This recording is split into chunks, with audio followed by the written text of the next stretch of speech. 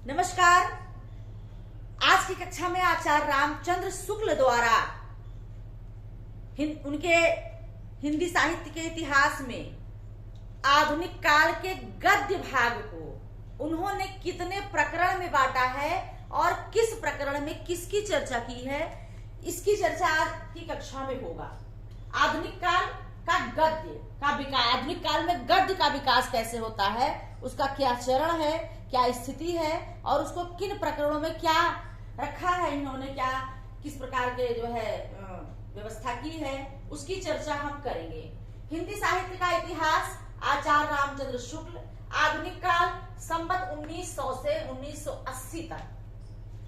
गद्य का विकास इन्होंने पहले प्रकरण में सामान्य परिचय, मतलब गद्य का विकास आधुनिक काल के पूर्व की अवस्था क्या थी।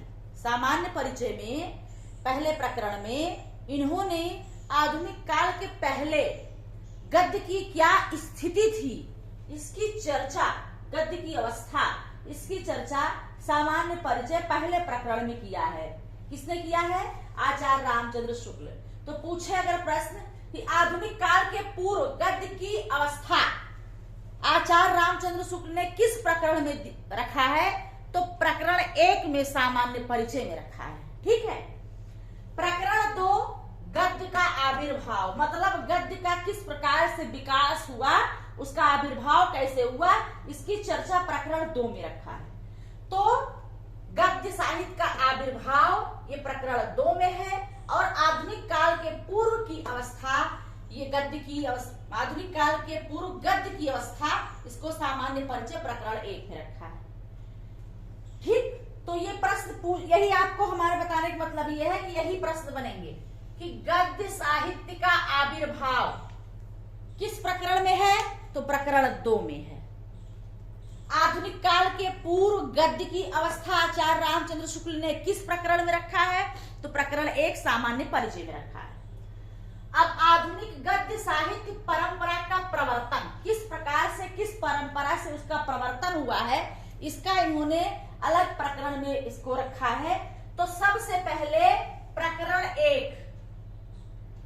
1 में गद्य का प्रवर्तन सामान्य परिचय, आधुनिक गद्य साहित्य का प्रवर्तन कैसे हुआ है, तो गद्य का प्रवर्तन सामान्य परिचय प्रकरण 1 में है।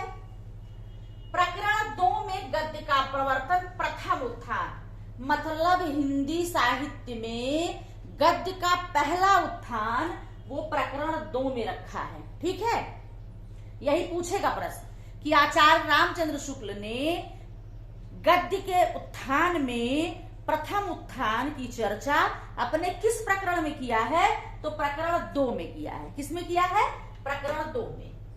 अब प्रकरण 3 में गद्य साहित्य का प्रसार, गद्य साहित्य का प्रसार प्रकरण 3 में और द्वितीय उत्थान की चर्चा भी प्रकरण 3 में किया है। तो गद्य साहित्य का प्रसार और द्वितीय उत्थान की चर्चा आचार्य रामचंद्र शुक्ल ने प्रकरण 3 में किया है। किसमें किया है? प्रकरण 3 में। द्वितीय उत्थान का समय संवत 1950 से 1975 है। क्या है? संवत 1950 से 1975। अब प्रकरण 4 गद्य साहित्य का निर्माण, गद्य साहित्य का निर्माण की चर्चा प्रकरण 4 में किया है आचार्य रामचंद्र शुक्ल ने। गद्य साहित्य का निर्माण प्रकरण 4। गद्य साहित्य की वर्तमान गति या तृतीय उत्थान, इसको प्रकरण किसमें रखा है? 5 में। तो प्रकरण 3 में द्वितीय उत्थान, प्रकरण 2 में प्रथम उत्थान और प्रकरण 5 में तृतीय उत्थान गद्य साहित्य की वर्तमान गति। यह आपका प्रकरण, किस प्रकरण में क्या उन्होंने किसकी चर्चा की है, इसी को दिमाग में सेट करना है। ठीक है। क्योंकि अब हमारी टीजीटी की परीक्षा है, वो एक ही परीक्षा में आपका सिलेक्शन है।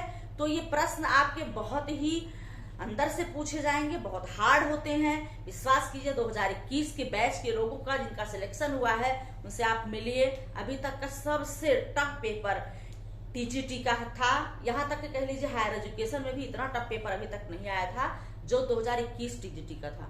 तो इसी लेवल की पढ़ाई आपको करनी पड़ेगी, तभी आपके हाथ में नौकरी होगी।